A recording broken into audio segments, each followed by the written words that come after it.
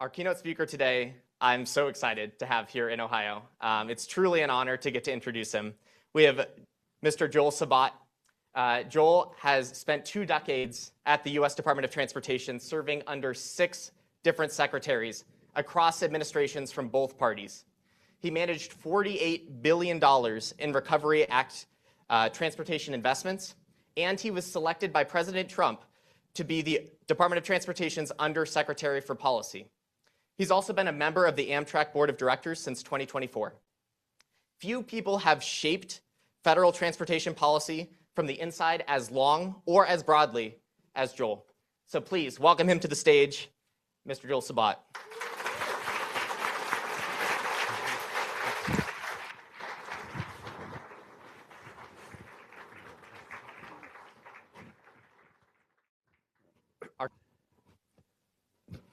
Testing, 1, 2, 3. Can people hear me?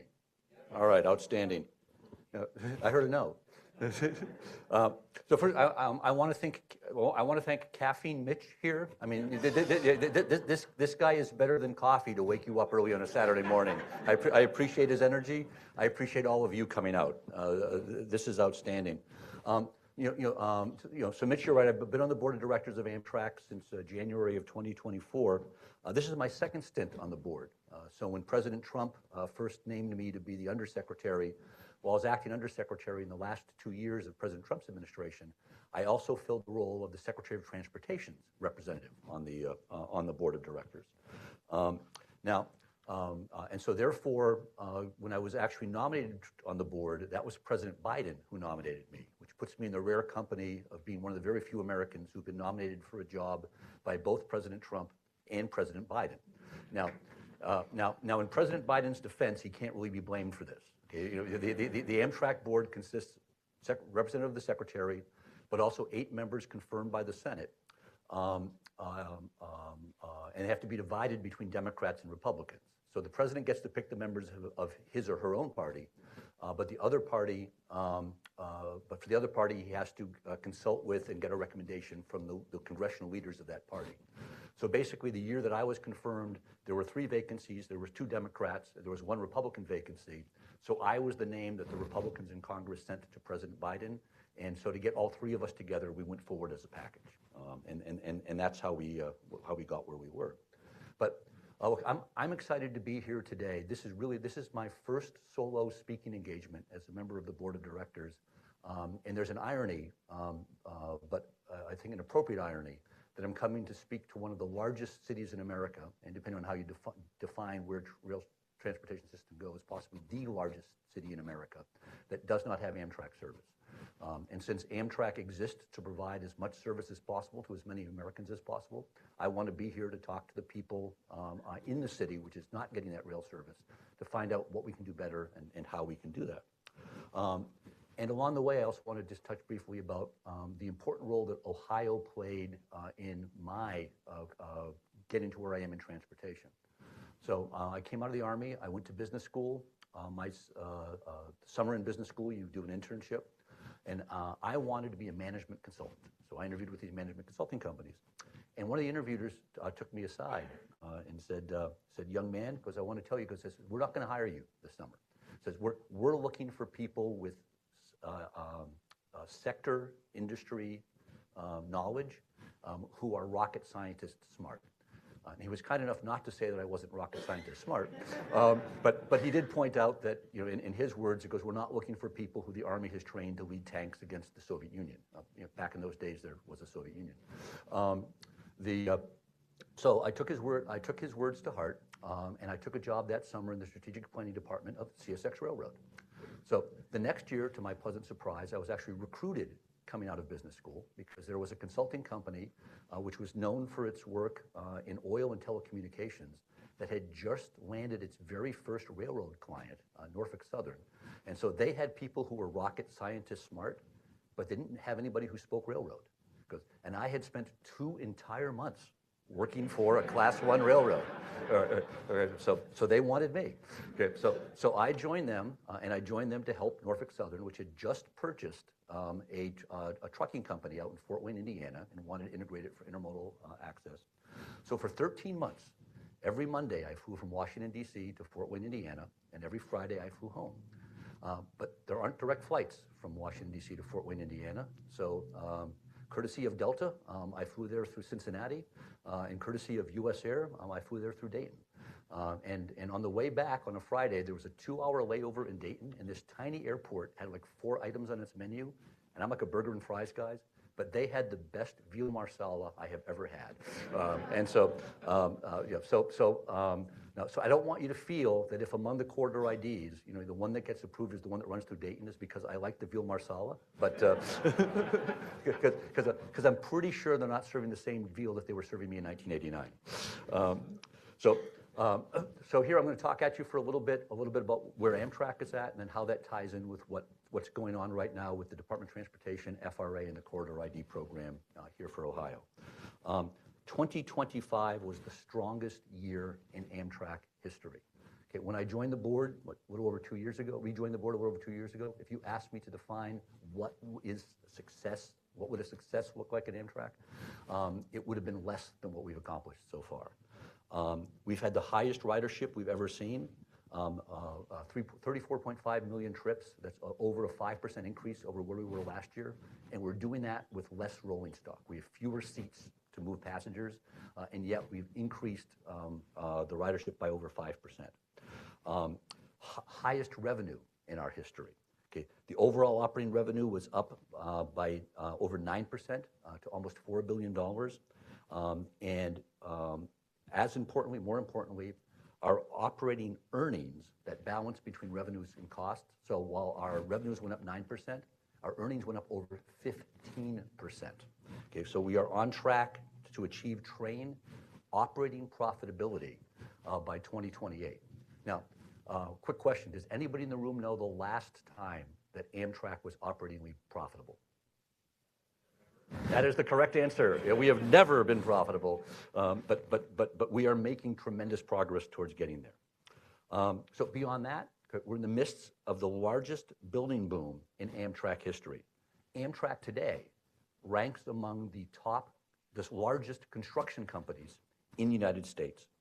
We are rehabilitating track, replacing 100-year-old bridges and tunnels in the Northeast Corridor, and renovating stations across the country. So last year, we pumped $5.7 billion of investment into the American economy. And this year, we're going to see that number go up. So all of this is like just tremendous success, all happening at the same time. Good. But wait, there's more. Now, far be it from me to contradict the video clip that you just saw of our Amtrak leaders and Department of Transportation leaders saying that we're just getting started on adding new capacity. But the truth is that new capacity is already well underway. So we've started, first off, our fleet now for our rolling stock, it's anywhere from 25 to over 40 years old.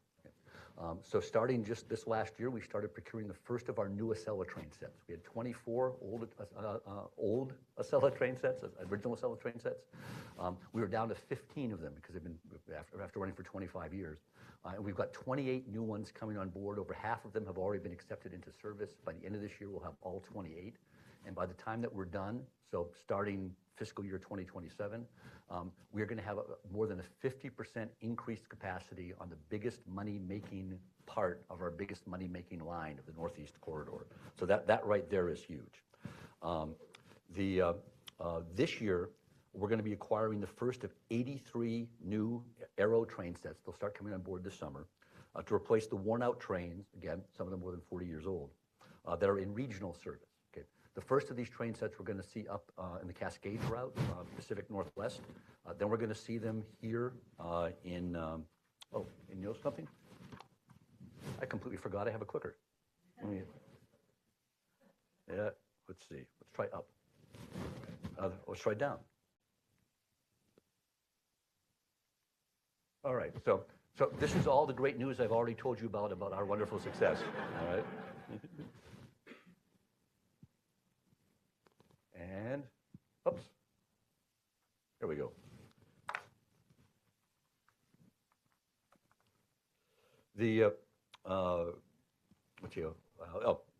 Aero train sets, that's right. Cascade service, then the Northeast Corridor, and then finally the rest of our, we start phasing it across the rest of the network. And we're also pursuing additional federal grants so that we will have the money to purchase additional Aero train sets in the 2030s. And that's important because we have the problem that comes with success. It's a good problem to have, but it's still a problem, which is we don't have the capacity to meet the pent-up demand right now for people who want to ride on Amtrak. So earlier this week, and this is what the video got into, we've announced the procurement process to replace aging cars in our 14 of our long-distance routes. This will include the Cardinal through Cincinnati and the Lakeshore Limited going through Cleveland. However, the earliest that we're going to see the first of these projected 800 new cars coming on board to replace the 1,000 old cars that we currently have, the earliest they might join the fleet is going to be 2032. So help is on the way, but it's not immediate help.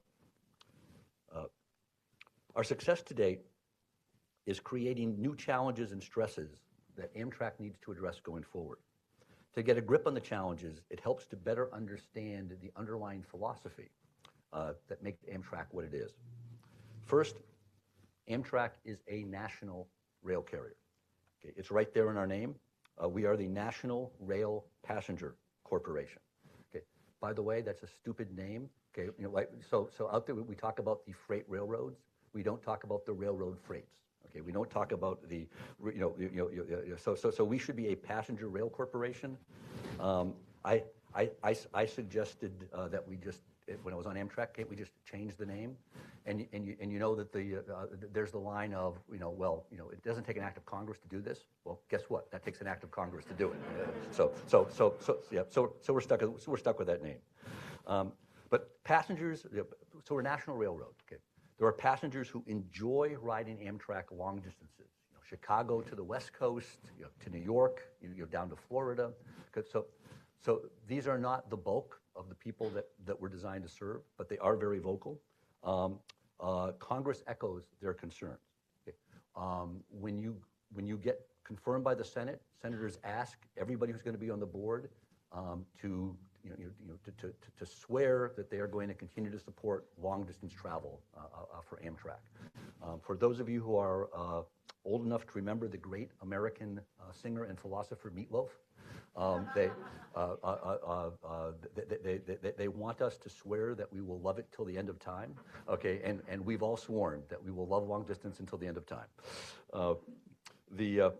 And for those people who want to either get rid of Amtrak and replace it with true private sector, or have us be run profitably, their pushback is this is the service that we should stop, because this is truly the financial black hole of Amtrak. If you look at Amtrak's on the revenue side, and you look at our Northeast Corridor service and the state-supported services, they run at an operating profit. Okay, but only about 5 million of our $34 million annual passengers are on the long-distance trains.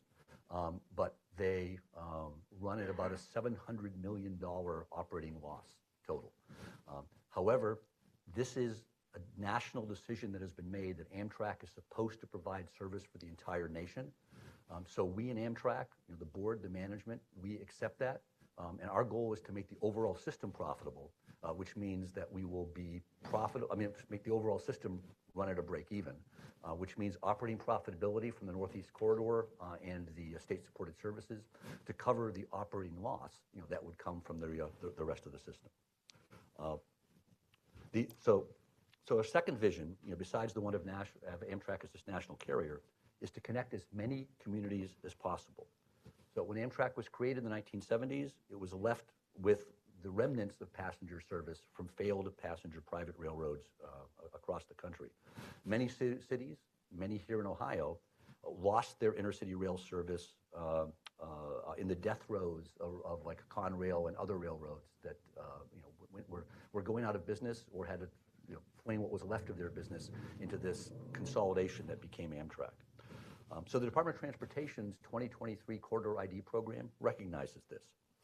They also recognize that America's population centers have shifted over the last 50 years. And so that's why they were looking for ideas. Where should we be increasing our passenger rail service? We're meeting today in part because the Corridor ID program has encouraged communities to identify the most practical new intercity routes. 69 of them have been selected for further review, 4 of them from here in Ohio, 3 C&D, or 4 C&D, Mayor Pitt, Midwest Connect, Cleveland, Toledo, Detroit, and of course the Cardinal Service. Last year, the unexpected success of both the New Borealis between Chicago and the Twin Cities and the Mardi Gras between New Orleans and Memphis demonstrated the pent-up demand for services such as these. So, 2 models. Third model, Amtrak should serve as many people as possible.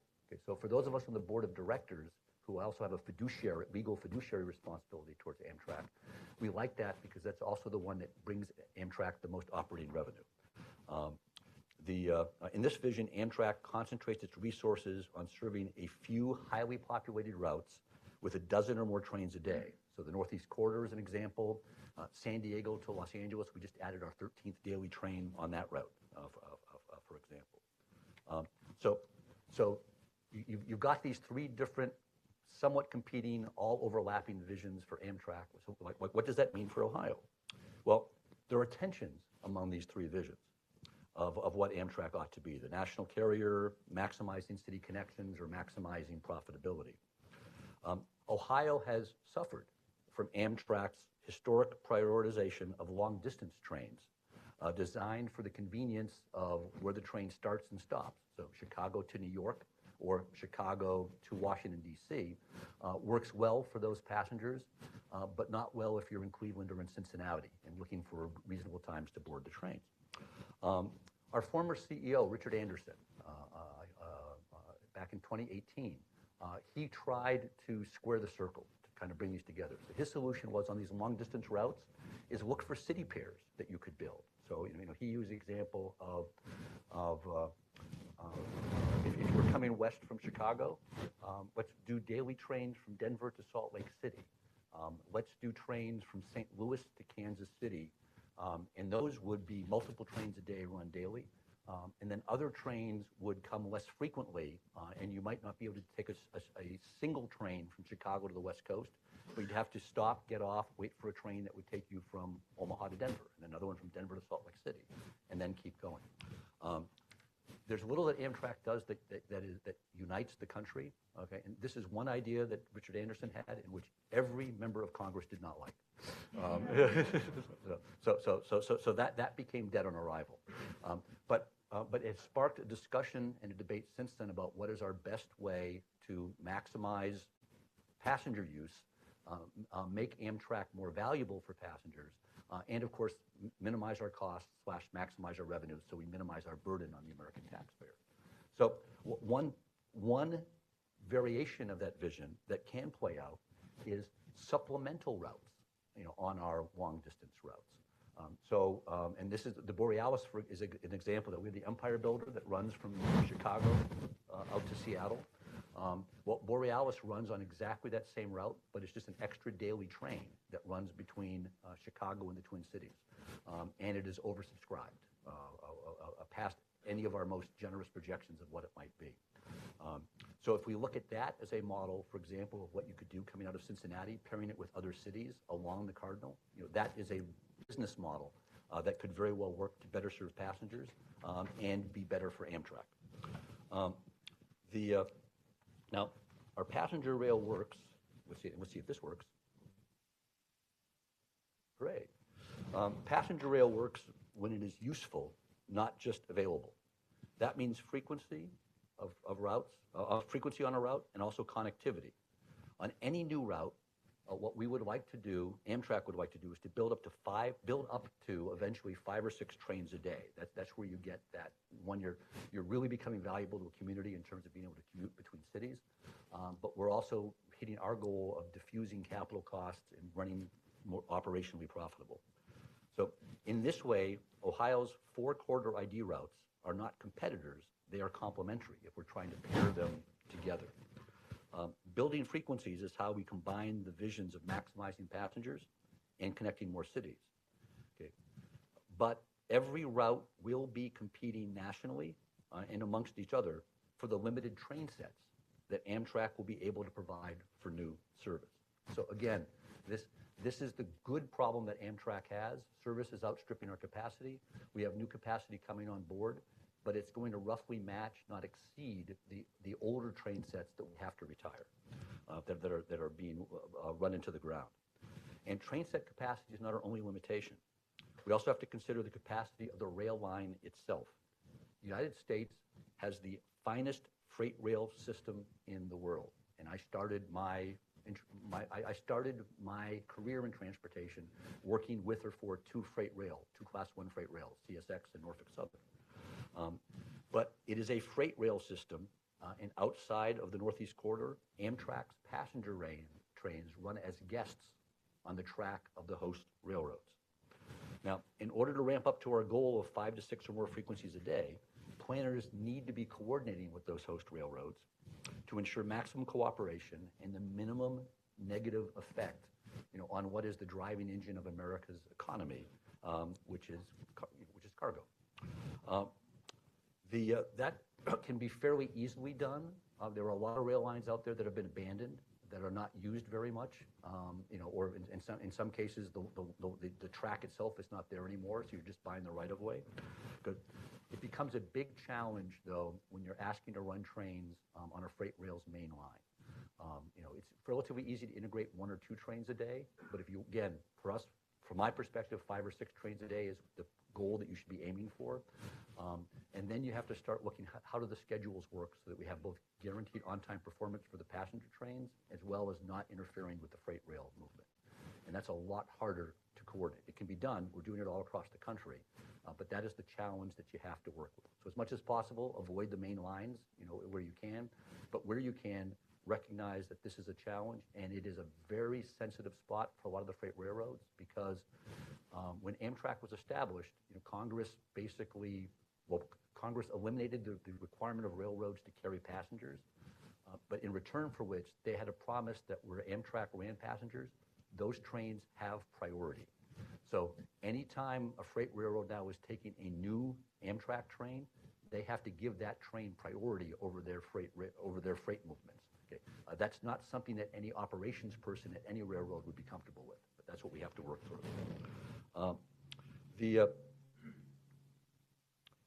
So done right, this coordination, though, can enhance the prospects of both freight and passengers on a route.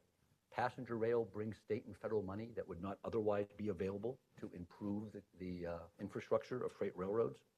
Additional sidings, improved signaling, corridor upgrades can immediately improve freight fluidity long before new passenger rail gets into service.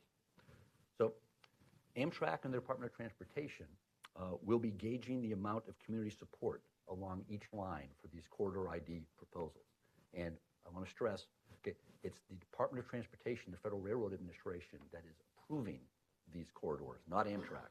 But they will be consulting with Amtrak because we're the ones who will likely be providing the capacity to run on any of these routes. So when it comes to showing that local commitment, the old rule of stick your money where your mouth is a good rule of thumb.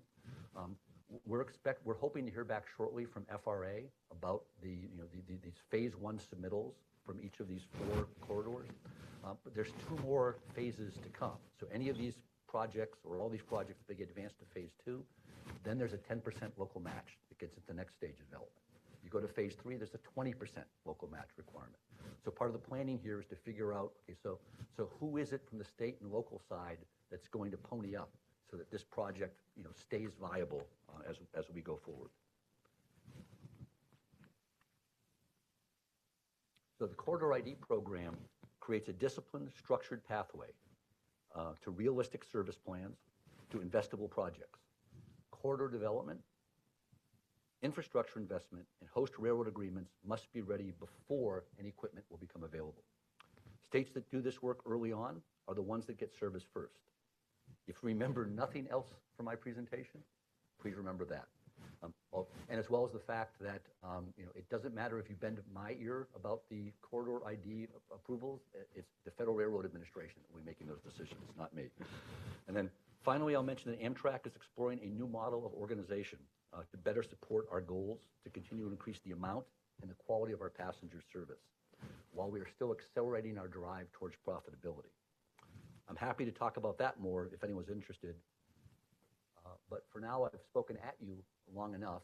I learned long ago that I learn more when I'm listening than when I'm talking. So let me stop talking at you and open up for any questions.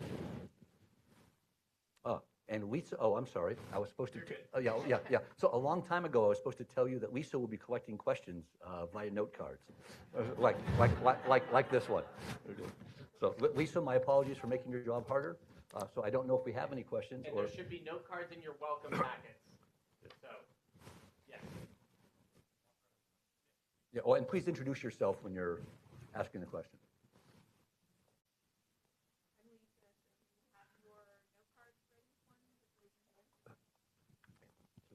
Sorry for not reading that. Yeah, go ahead. My name is Jennifer Kachera. I live in Cleveland, but I'm in Columbus a lot because of the work that I do. I do a lot of advocacy work, so I'm wondering, the new trains, the Amtrak trains that you showed, how accessible are those to people with mobility disabilities?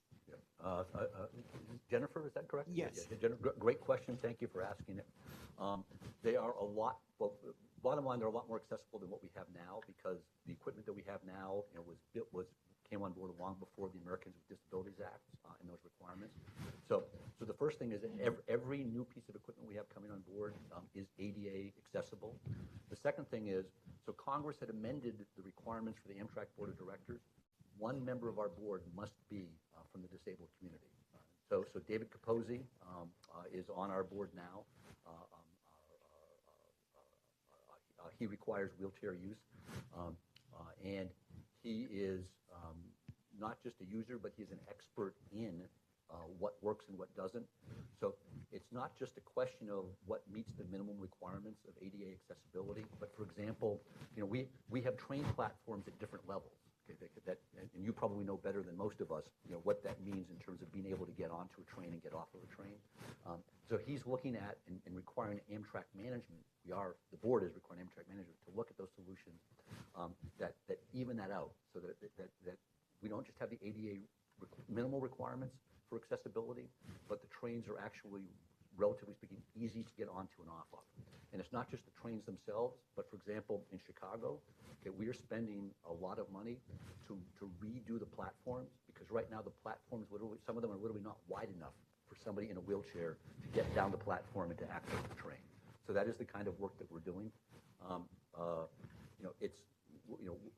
the end of the day, we still have infrastructure that in some cases is over 100 years old. It will be many years before we replace all the existing train sets. I think things will never be perfect or as good as we would like them to be, but things are good. With the new train sets coming on board, you're going to see that they are a lot better than what we have right now. Thank you so much.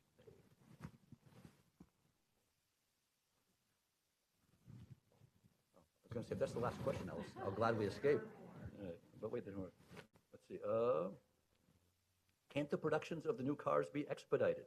Delivery in 2032, 5 years? It doesn't say, are you crazy? But yeah, but it could very easily. I hope the answer to that is yes. But there are two issues here. Okay? So the first one is, our funding for procurement comes from federal government grants. So there's a federal government procurement process that must be followed. And as a recovering Fed, I'm a long-suffering recovering Fed. That's a couple of years. When it goes fast, it's not slow. So that's challenge number one. And that's outside of Amtrak's purview. We can't force the federal government to change. I mean, the federal government could change the process. We can't force it from the outside. But then the other issue that we have, and this gets to the feast or famine nature of what we've done with trains. In a more rational world, every year we would be bringing in about what's called about 5% of our rolling stock. So every 20 years you're completely refreshing your rolling stock, and you would have train manufacturers that would know that they would have steady orders year after year. So instead, we've ordered almost nothing for 25 years. Okay. Now we're going to potential manufacturers and saying, we want you guys to come up with a design and build new trains for us. Right. Well, no one has a factory running this manufacturing trains for 25 years that nobody is buying. Right. So they have to do this from the ground up. So everyone's out there submitting their bids. Once someone wins the bid, then they're going to have to start ramping up production. And in some cases, building entirely new production facilities. That's going to add time to the process. So having said that, I'm not an expert, but that's the, there may well be ways to cut that shorter, because I'm with you, like 5 years, can't we do that faster? But those are the explanations that I've been getting. Let's see, can you talk about the status of the 2 Ohio through long distance routes?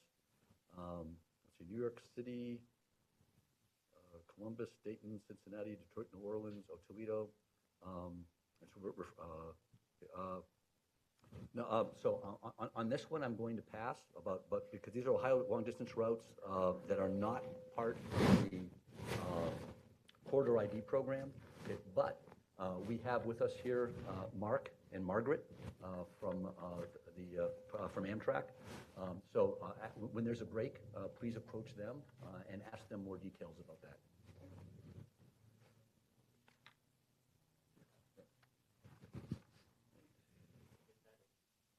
Yeah. Let's see. So Scott's asking about the High-Speed Rail Alliance. How is Amtrak engaging the private sector to provide access to broader labor markets? Okay. And this again is to the specifics of the question.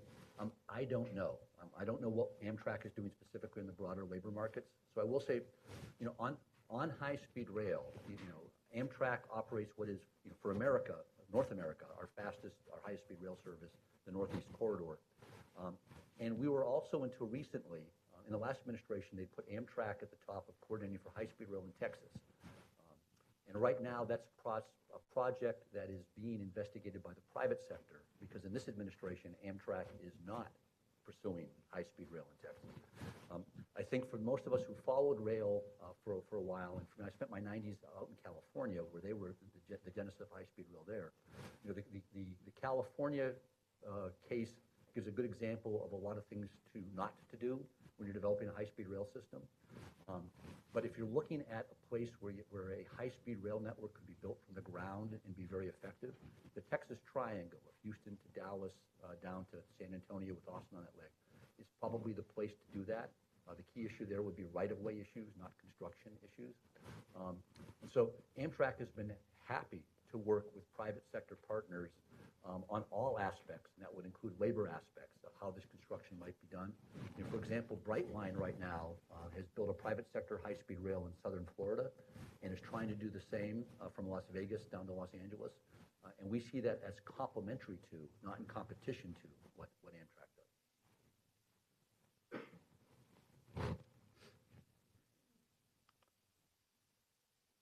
I have heard that Amtrak is going to be broken up. What is being done to prevent this? How will this affect Amtrak's passenger obligations? Let's see. I think it's like hidden. Oh, well, all right.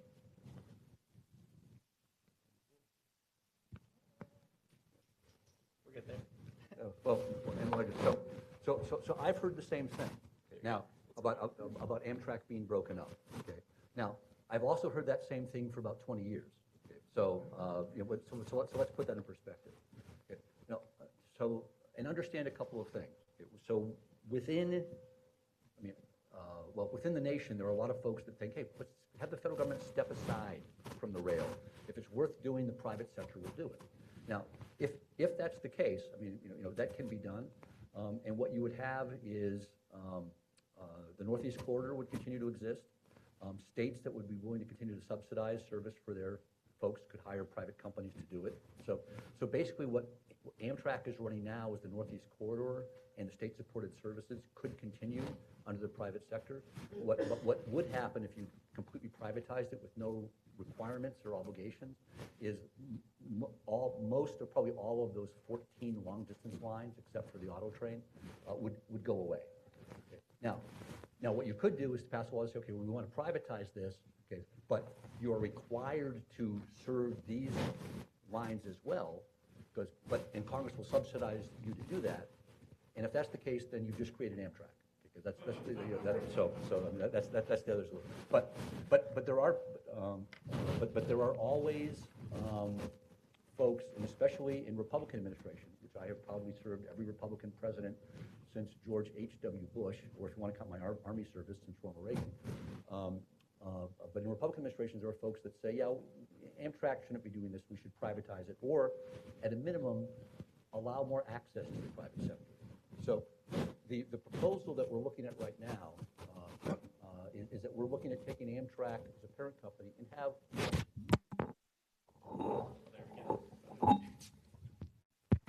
Apparently there are people who don't want me to talk about this.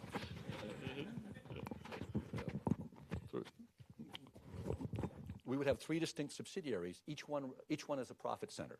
So the infrastructure subsidiary, for example, would run the Northeast Corridor, and then the folks, they would charge Amtrak's operations people, the cost that they would need to get to maintain that corridor, all right? But that would also give them the option of saying, well, hey, here's a third party, here's a private company. They want to run some trains on the Northeast Corridor, and they could pay us as well. So you could have Amtrak running the Northeast Corridor, and you could have a private company doing the same thing. Okay. You have another subsidiary of Amtrak that's running the rolling stock. Okay. Well, okay. So we're running the trains right now, and we don't have enough capacity right now just to meet Amtrak's demands. But imagine a world in which we did, and we could actually rent some of that capacity out to other people that would want to use the train sets to serve communities. So that would be an option. And then operations probably stays with Amtrak no matter what, because that's the people who are actually running the Amtrak trains. So the greater opportunity or risk, depending on your view, is that with a reorganization of Amtrak, it opens it up for more private sector involvement. But for Amtrak to actually be dissolved would require not just administration action, but an act of Congress. And right now, from people at Congress yell at us about a lot of things, but about wanting to dissolve Amtrak is not one of them. So yeah, how do we increase the level of bipartisan support for more passenger train service? That's way outside of my lane. That's up to you. And I suspect that that's going to be a topic for the panel and a lot of the discussion for the rest of today.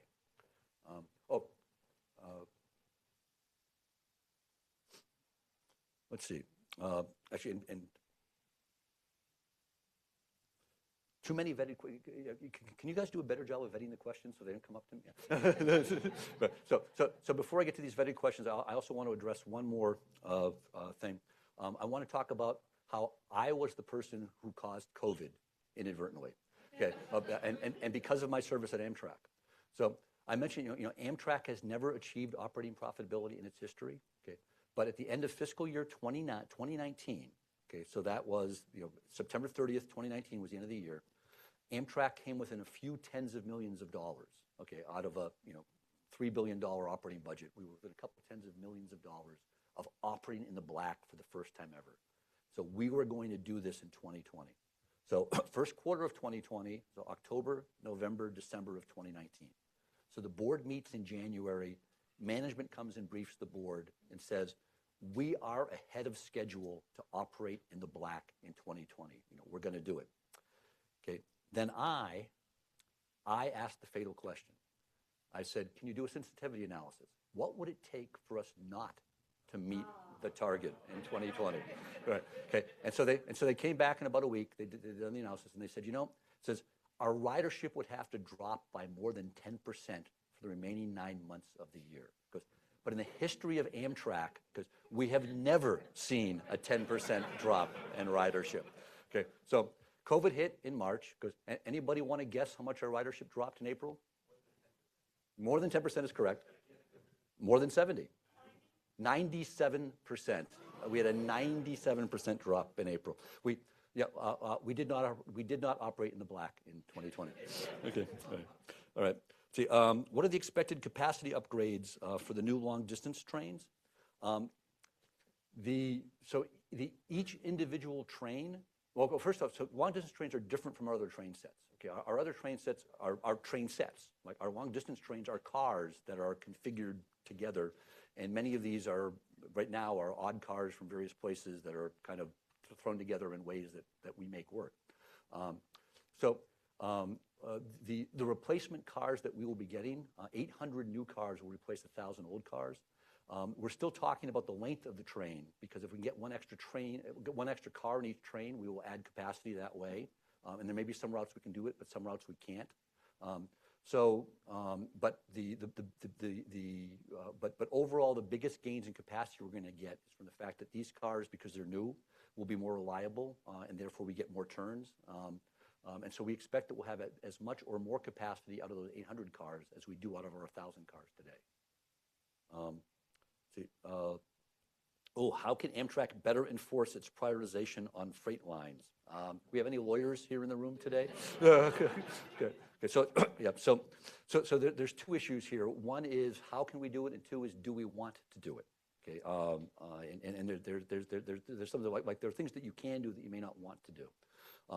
Remember, the more success we have in forcing freight rails to prioritize our cars, and look, I've been on a train that went from Southern Illinois up to Chicago. We got there on time, and then we sat for 40 minutes waiting for a freight train to get out of our way, so we could actually unload and get off the train.